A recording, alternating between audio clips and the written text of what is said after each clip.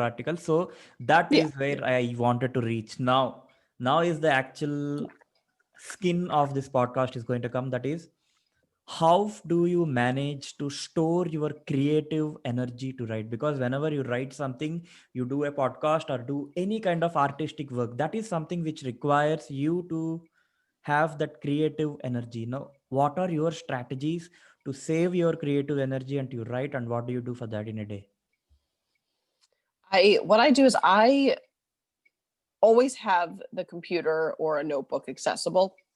And so when I was doing my fiction writing back when I was in my teens, this sounds really silly, but I always wrote on whatever was handy, whether it be a place card, menu, napkins. I've written on everything, little envelopes that were ripped open.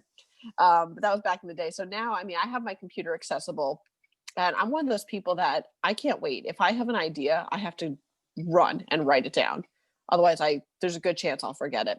Where if an instance, like if I'm out with people and an idea sparks, I'll just start writing it down. And like I will, in mid conversation, I will just stop. And people know this about me now. They know that I zone out, and I'm really like I zone everything out around me. I get And that. all of a sudden, Yeah, I have to write now, kind of thing. obviously, I'll go, and it's like it's almost like a narcolepsy for writers. It's really funny.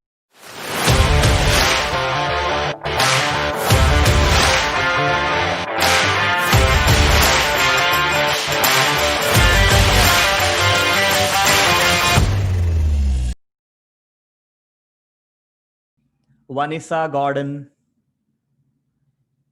the chief editor at East and Taste magazine, and also got published in Reader's Digest, Daily News, Medium, and the New York Times.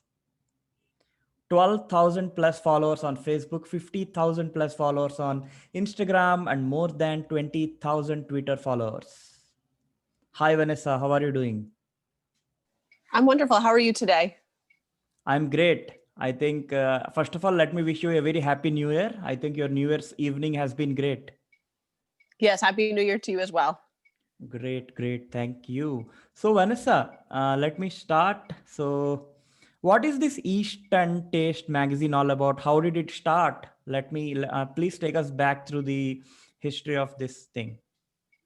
Sure, absolutely. So East End Taste was originally a vision that I had back in mid 2014.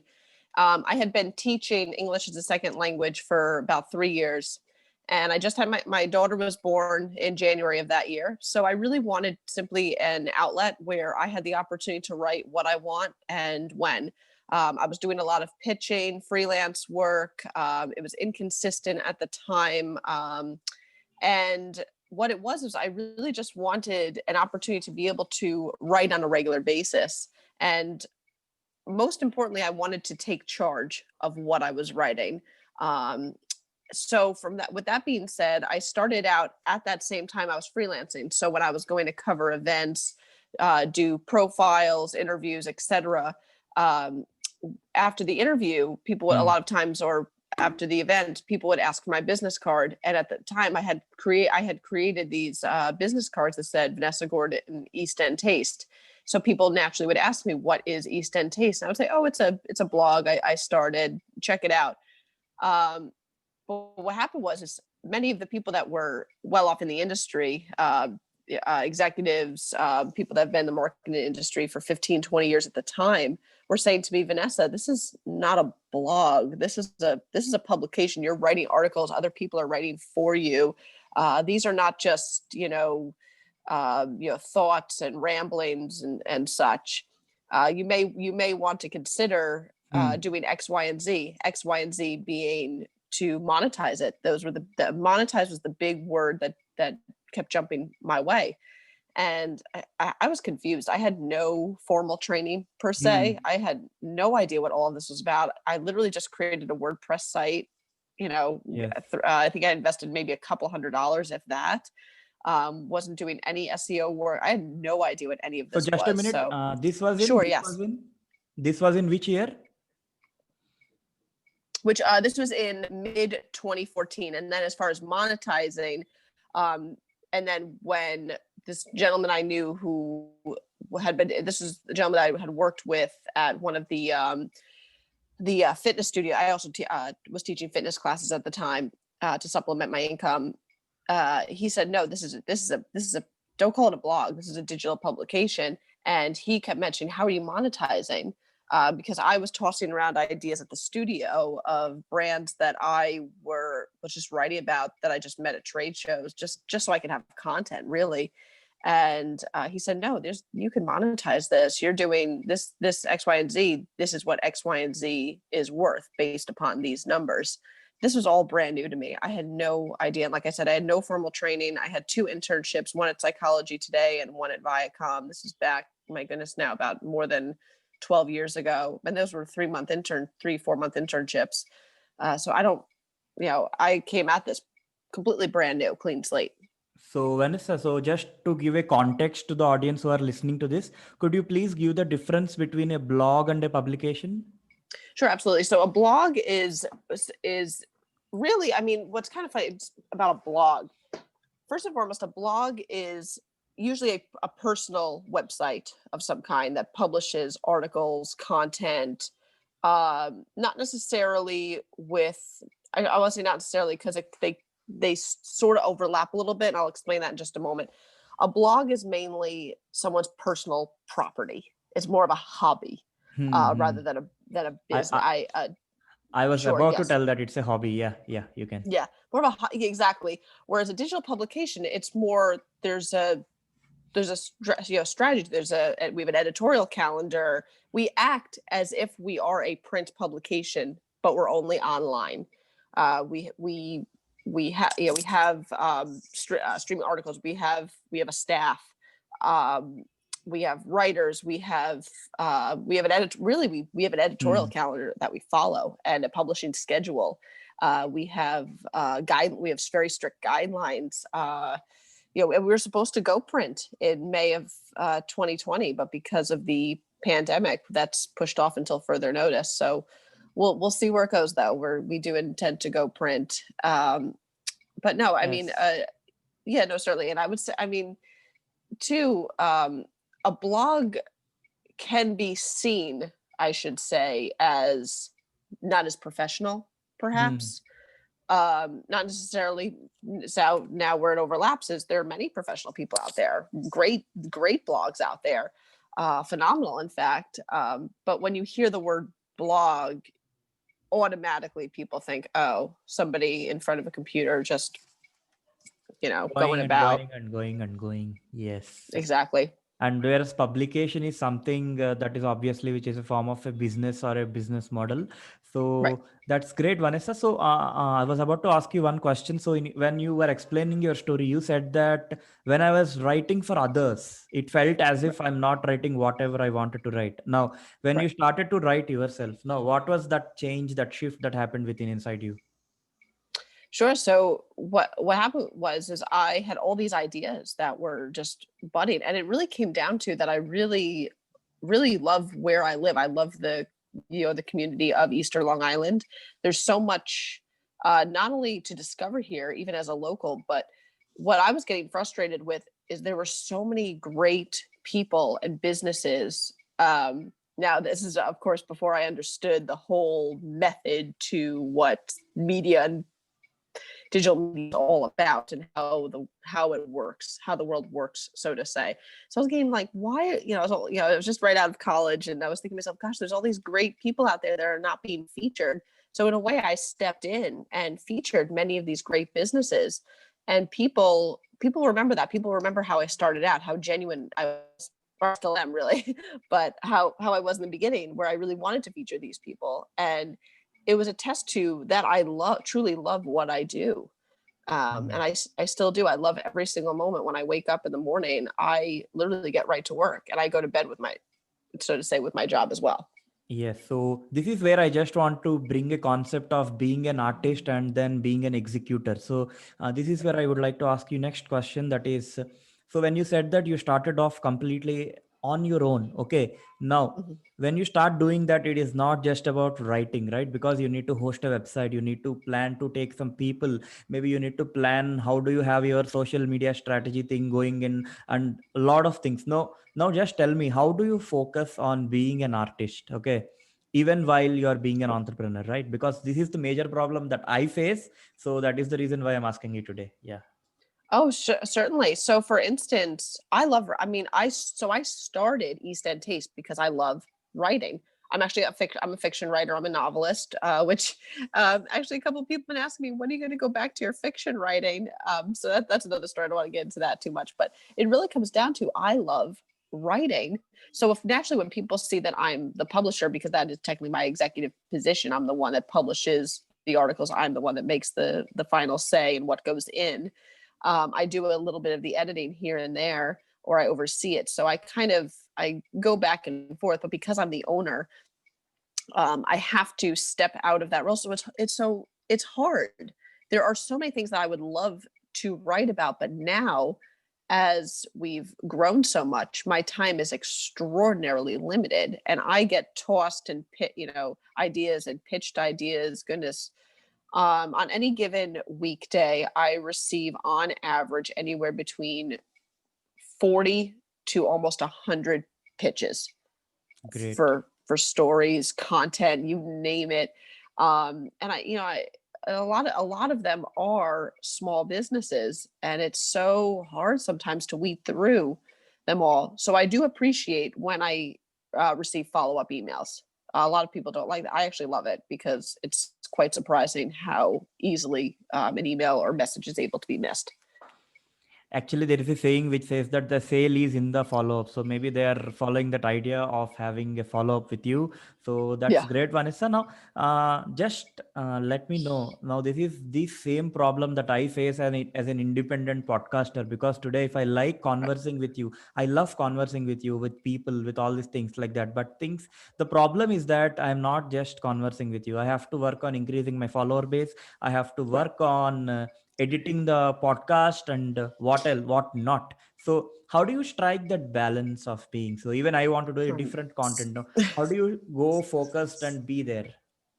Oh gosh, it's certainly tough. So I'm constantly reading naturally what is in the news. So I read Departures magazine. We subscribe to that. I'm reading Condé Nast Traveler.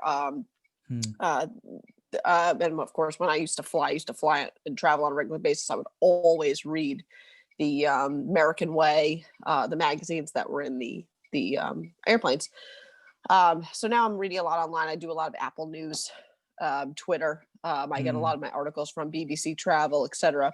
So I like to see what's being covered. In two parts, I like to, in a way, align myself with what's being covered, but I also like to go against the grain a little bit and do little bits and bobs of what is not being covered so much, or where I feel like if I'm the reader, I think of the reader's perspective. And I go, gee, well, I would have loved to have learned X, Y, and Z about this destination. How about I send this idea to one of my writers and have one of them tackle it? But then sometimes I like to write because I love to write. I want to take on the Hmm. story and I get really excited. But then I tell myself, Vanessa, you have 8 stories you have to write. In addition to everything else you have to do, you can't. I physically can't. And through trial and error, it has made me realize, in addition to raising a family from home, what I'm able to take on. And sometimes I was taking on too much. So what I do now is I either outsource to one of Hmm. my writers, or um, I, I, I have to balance. Now, with that being said, I have to figure out naturally how many we have to figure out, how many articles are we publishing this month? What's the angle? What's the theme?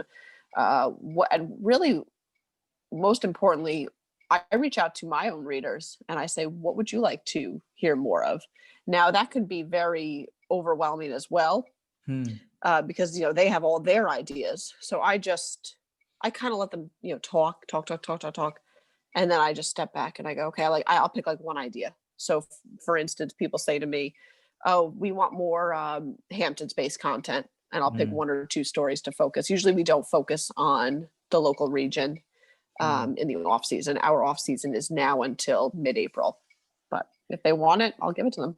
Yes, great. So let me take this a bit deeper now. So I'll just take it to where I wanted to take. So tell me in one word, how many words a day do you write? At an optimum level, how many words a day do you write? Or maybe in pages or anything you can tell me. A4 size pages, how many do you write? Wow. Mm. In not including emails and No, no, not including emails, okay, just okay. the articles for your publications, something that is read by if the audience. Mm. if I'm the one writing, I write anywhere. Hmm, I'll put it this way: I could write as little as a couple hundred words to as many as 1,500 words.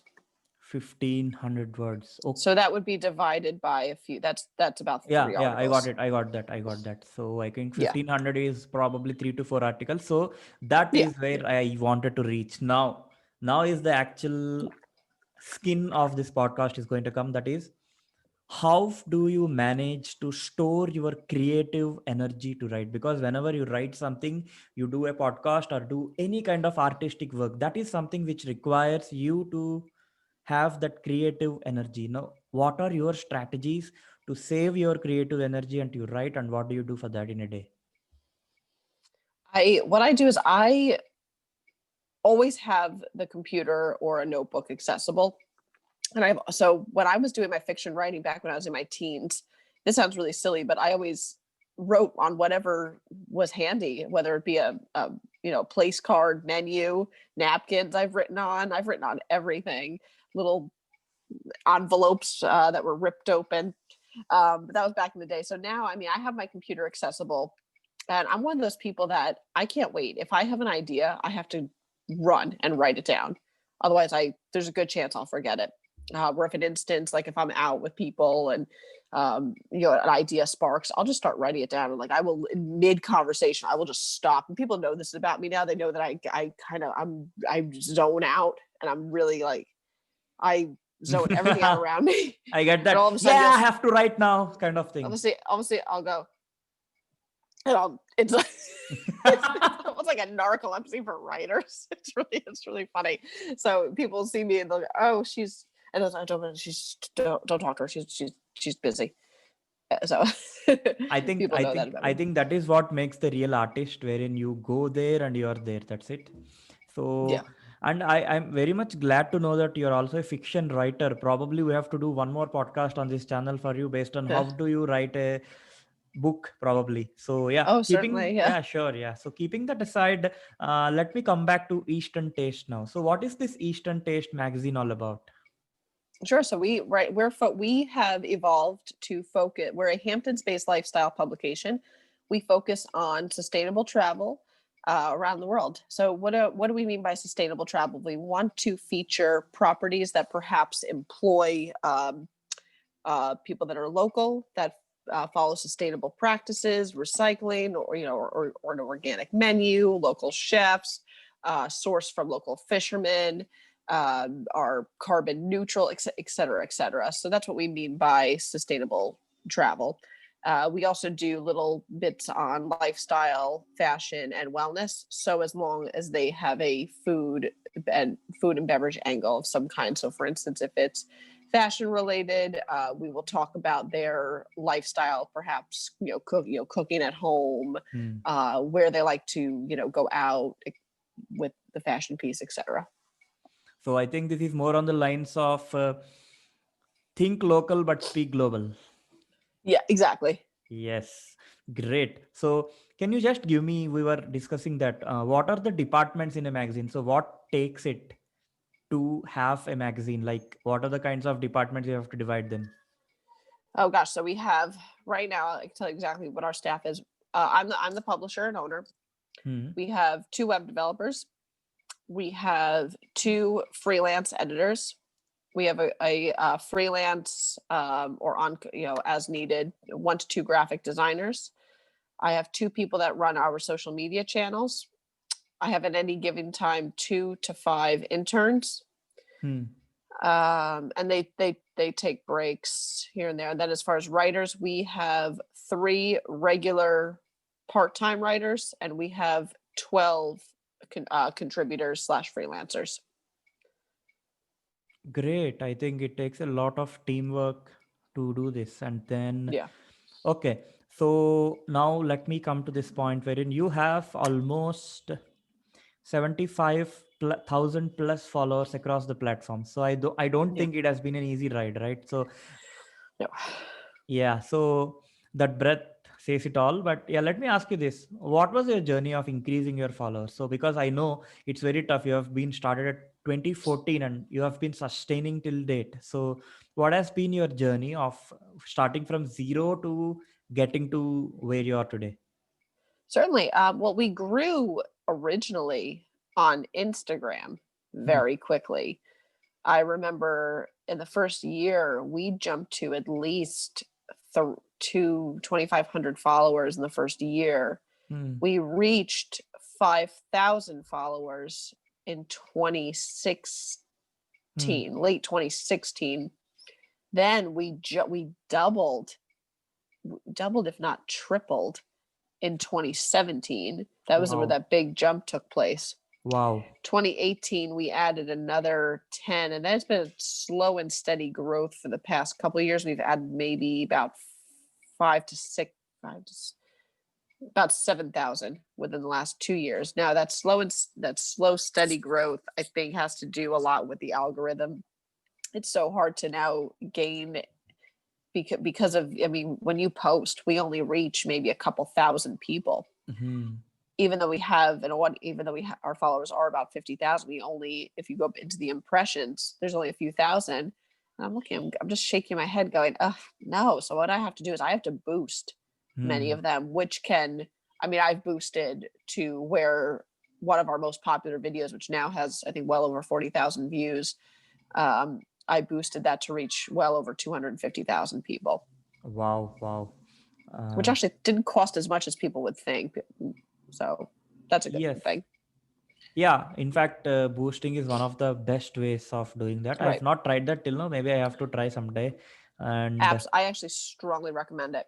Yeah, strongly. Because great. people say, how do you get, how do you, what I believe Scale. in is the 80-20 rule of, Hmm. now, you create great content, but if nobody sees it, what's the point? So I believe now, in the beginning, I was more about creating as much content as possible. Now I'm actually more about promoting it as much as possible. So I just create what we're now focusing on going to the new year, creating maybe 5 to 10, 5 to 10 very strong articles a month, very strong, um, and then boosting them, and then that's where we're investing our marketing dollars in. Can I say this to be quality over quantity? Exactly. Yes, I got your point. So, but I think since I have started, I think for people who have been starting off, it is more about quantity, and when you scale up, it is more about quality, right? Yeah. Right. That's it. So, yeah, so this brings me to the next question. So, that is now you have a lot of departments. Obviously, you love to do publishing. I mean, to write. What apart from writing, what do you love the most in your departments? Oh, traveling. Traveling. Absolutely. Yeah. Yeah, okay. So, I think I that is can't the wait to go back to passion. that. That is the passion behind with which you started. Now, let me ask this important question as well. Now you have started this Eastern Taste magazine. So this is a very, very deep, specific genre, right? Now, is there any importance of having a genre for your podcast or your magazine or publication? Yeah. So a journal in terms of like a diary. Oh, sorry. I mean to say that it's kind of specific niche, genre niche. Oh, Yeah. oh, yes. Oh gosh. Th- they say meeting the masses out there in the marketing media world. To the more specific, the better. So for me, actually, that was a great challenge because there were so many topics that I loved to talk about. But I find that I've naturally fell into the niche of sustainable travel with a food and beverage angle. But what's really unique about us is our location, that we're located in the Hamptons, which is one of the most sought after destinations in the world, for luxury, high end. We speak to that audience. Hmm. And what's so unique is there is no other publication in the Hamptons and on Long Island that Hmm. is a focused, sustainable travel publication that speaks directly to the Hampton, that market, but also people around the world that appreciate that lifestyle as well. So not only do we get to hone in on that audience where, say, our advertisers want to Hmm. reach, or people like that, we're reaching everybody around the world that want, not everybody, but many people around the world that align with that lifestyle. That's So something, yeah, very interesting, because I think you have that unique proposition that you have built up for yourself, I think. And now let me ask you one question. What are your future marketing strategies? What are I mean, tell me three best strategies that worked you to boost your sure. magazine or media pages to that thing. Absolutely. So we're going to be focusing on video. We've noticed quite an uptick in video content creation. We're going to be creating a series of videos strictly Hmm. actually for advertising the publication. So what was happening was, and we're also our second thing is that we're going to be redoing our logo. Third is what is focusing on opportunity. If we cannot do events this coming summer, we will be focusing on perhaps more editorial content, but more conversational content where we're interviewing more high prolific individuals out here, but having them come on as more of video interview. We want to create more video and person to person Hmm. interaction and have us come alive as much as we can. So you basically want to create videos which will promote your Yeah, magazine, right? Okay. right, Now, exactly. yeah. So this brings me to a question like, so now it is obvious that nowadays people would love to watch videos, listen to podcasts, than going there and reading a digital publication. So how are you going to deal with that actual problem that is coming up? To for as far as reading. Yes. Can you repeat the question? Yeah, sure. So I'm asking Sorry. you that people would love to watch a video than to read, right? Right. Oh, sir. Oh, certainly. Though I do, from the back end, there are certainly people who are out there that want to read.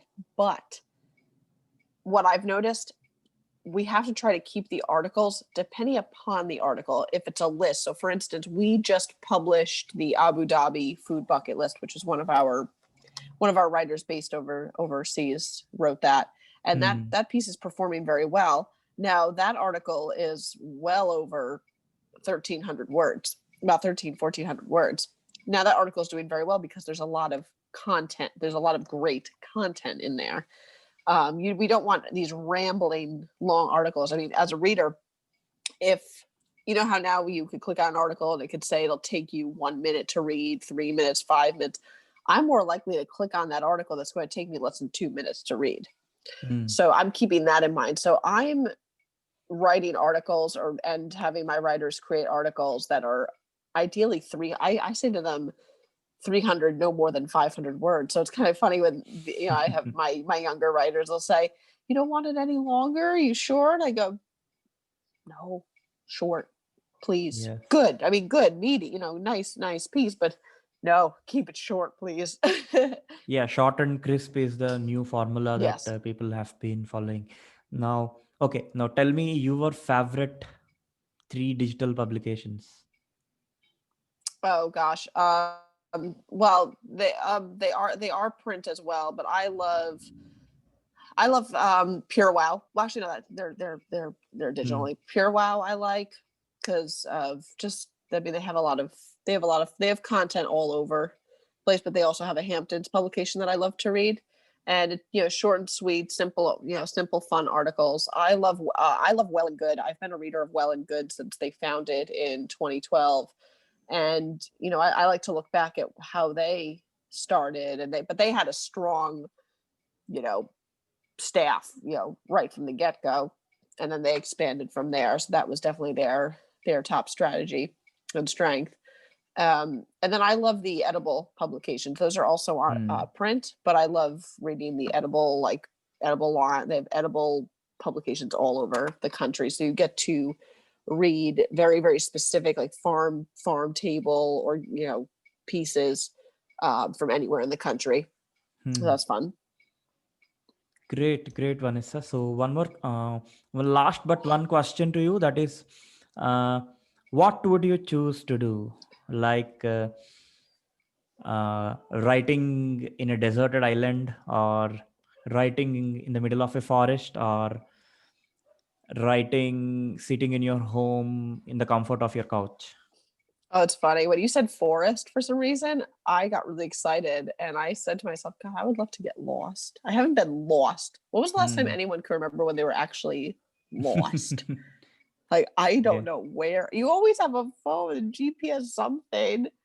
For some reason, I have this weird, like, not fascination, but like, or fantasy, but like, I would love to get lost. Like, Hmm. lost. Like, I don't know where I am, but it'd be okay. I mean, there's like civilization. You could hear them. You just don't know where you are. But anyway, yeah, riding in the forest, definitely. Great. So you are right in forest. Great. So wha- three final words of wisdom for our listeners who are aspiring to become writers or digital publications or anything. Oh, sure. So, yes, no, I mean, first and foremost, don't ever, ever give up. There are so many people out there, there are so many opportunities. Just keep looking. You will find it. You will find the right match in terms of, your mentor, and someone who most, people who believe in you. That's what you really need. And you need to keep those people extraordinarily close. Um, keep trying to and don't my biggest piece of advice is always get second and third opinions.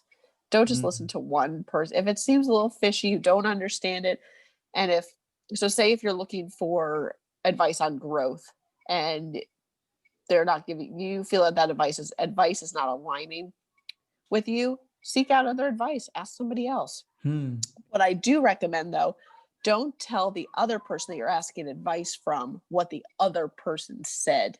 Let that person talk, digest that. Then, if Hmm. you feel comfortable with that person, say, well, X told me this. Why? You're telling me this. And then see perhaps what they have to say. My third and last piece of advice is to not necessarily toss away old ideas. Um, Keep them, organized, filed. Keep everything as organized as you can, and you can always fall back to other ideas and stories that you have. I think that's a great piece of advice, Vanessa. It's been very exciting and experiential speaking with you throughout this podcast. And the three words of wisdom were wonderful. That stay focused, don't give up, and then take the right advice or the feedback that you have to take from people. So, friends, if you have been watching this podcast, make sure that you go to the description and visit Eastern Taste magazine and also read some articles. Vanessa is, as we came to know just now, is a fiction writer, so expect the kind of content that she must have created in their website and keep watching them. And of course, please subscribe to my channel as well, Santosh Speak Up. And you have something to say about that, Vanessa? Yes, no, certainly, definitely subscribe. And then if you want to find me, I'm at eastendtastemagazine.com and on most major social media channels at East End Taste, EAST, E as in Edward, and as Nancy, D as in David Taste. And we're on Instagram also at Hampton's Interactive Brunch. Thank you so much, Vanessa. It was great speaking with you. Definitely looking forward to making one more podcast with you Yeah. in the coming months or in the coming quarter. Let's meet again. Till then, thank you so much. And friends, as I said again, if you have been liking my content, please subscribe to my channel, Santosh Speak Up. It is all about providing bite sized information in the form of conversations, book bites, and stories. Thank you so much. This is Santosh signing off.